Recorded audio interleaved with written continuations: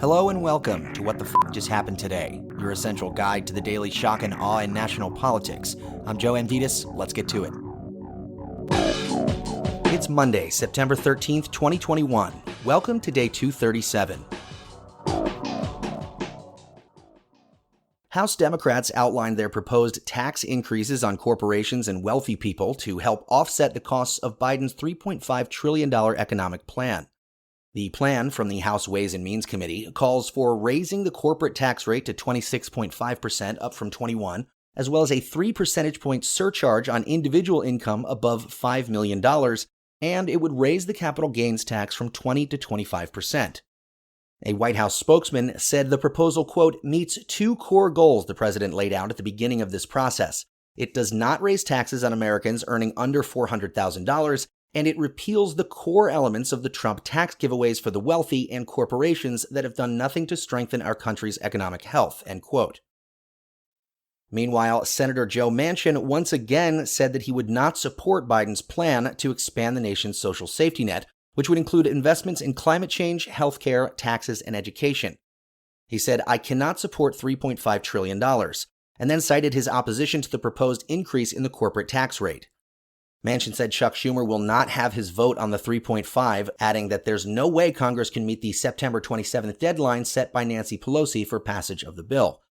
Manchin also said it's going to be $1.5 trillion. We don't know where it's going to be. It's not going to be at $3.5 trillion, I can assure you.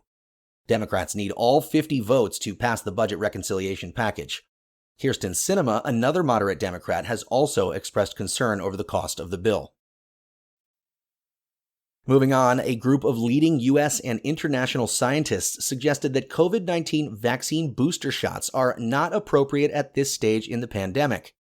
The international group of scientists, including some at the FDA and WHO, concluded that boosting the vaccinated population does not outweigh the benefit of using those doses to immunize the billions of people who remain unvaccinated around the world. The authors wrote, none of the studies has provided credible evidence of substantially declining protection against severe disease, noting that there could be side effects if boosters are introduced too soon or too broadly.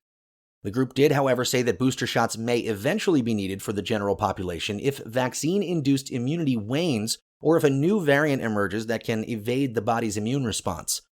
Several recent studies published by the CDC suggest that the vaccines do hold steady against severe illness, including with the Delta variant. Earlier this year, the Biden administration proposed administering vaccine boosters 8 months after the initial shots, starting September 20th. A committee of FDA advisors is scheduled to meet on Friday to review the data. Meanwhile, the U.S. ranks last among the world's 7th wealthiest democracies when it comes to the COVID-19 vaccination rate.